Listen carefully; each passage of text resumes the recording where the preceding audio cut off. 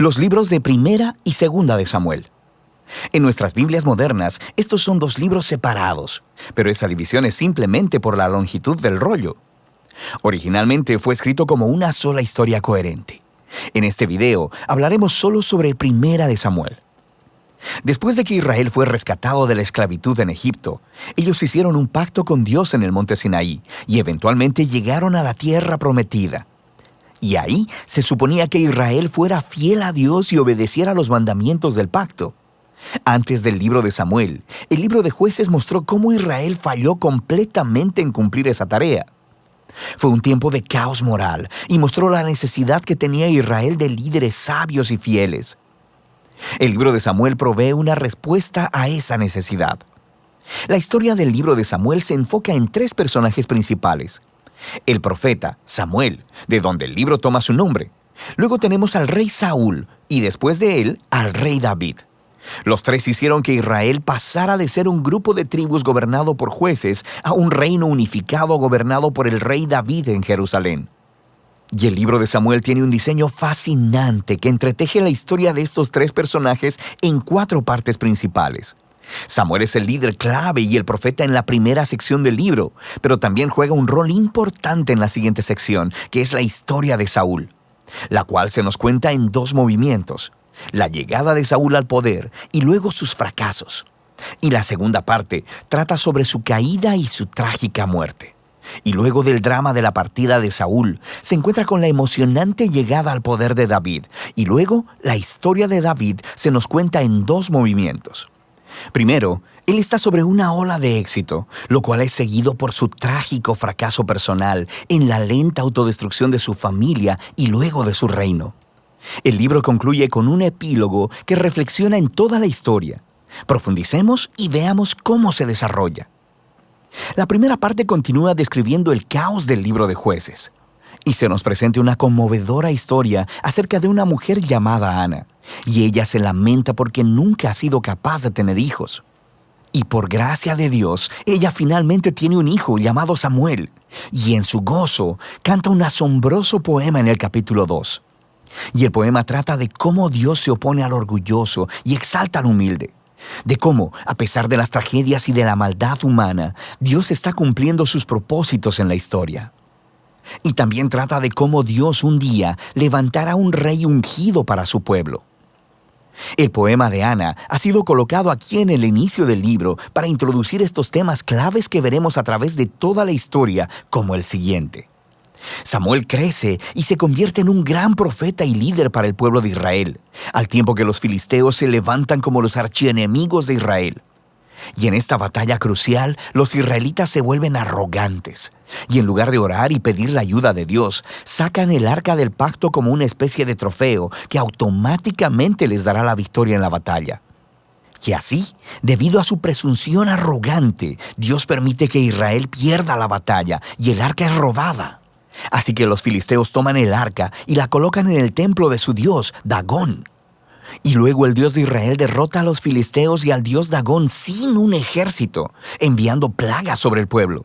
Y los filisteos ya no quieren el arca, obviamente, y la envían de vuelta a Israel. Y el punto de la historia parece ser este: Dios no es el trofeo de Israel y Él se opone al orgullo entre los filisteos, pero también entre su propio pueblo. Y así, Israel necesita permanecer humilde y obediente si quiere experimentar la bendición del pacto de Dios, lo que nos lleva a la siguiente sección principal. Los israelitas vienen con Samuel y le dicen: «Oye, queremos un rey como todas las demás naciones. Ve y búscanos uno». Y Samuel, un poco molesto, va y consulta con Dios, y Dios le dice: «Sí, sus motivos son malos, pero si quieren un rey, dáselos». Y así se nos presenta Saúl. Saúl es un personaje trágico porque empieza siendo muy prometedor. Es alto y bien parecido. Es el candidato perfecto para ser rey. Pero tiene fallas de carácter profundas. Es deshonesto, le falta integridad y parece incapaz de reconocer sus propios errores. Y estas fallas se convierten en su perdición. Él gana algunas batallas al principio, pero sus fallas son tan profundas que eventualmente se descalifica a sí mismo por desobedecer descaradamente los mandamientos de Dios. Así que el anciano Samuel confronta a Saúl y a Israel. Él le había advertido al pueblo de que solo serían beneficiados por un rey que fuera humilde y fiel a Dios. De otro modo, los reyes de Israel traerían la ruina. Así que le informa a Saúl que Dios levantará un nuevo rey para reemplazarlo. Y así comienza la caída de Saúl. Al mismo tiempo, Dios está trabajando detrás de escena para levantar a ese nuevo rey. Es un insignificante pastor joven llamado David. Es el candidato menos probable para ser rey. Pero la famosa historia de David y Goliat muestra que Dios no eligió a David por la posición de su familia, sino simplemente por su confianza radical y humilde en el Dios de Israel. De manera que esta historia encarna todos los temas del poema de Ana. Los orgullosos Saúl y Goliat son humillados, mientras que el humilde David es enaltecido. De aquí vemos a Saúl descender lentamente a la locura, mientras David llega al poder. David comienza a trabajar para Saúl como general, y está ganando todas las batallas, y también está ganando toda la fama. Y Saúl se pone celoso y empieza a perseguir a David, hostigándolo y tratando de asesinarlo. David no ha hecho nada malo, así que David simplemente huye y espera en el desierto. Y aquí vemos el verdadero carácter de David. Él tiene muchas oportunidades de matar a Saúl, pero no lo hace. Él simplemente confía que a pesar de la maldad de Saúl, Dios levantará un nuevo rey para su pueblo. Lo que también es interesante es que muchos de los poemas de David que encuentras en el libro de Salmos están ligados a este momento de su vida y todos expresan la misma actitud de confianza. Y así que esta sección del libro termina con la espantosa muerte de Saúl después de perder una batalla con los filisteos.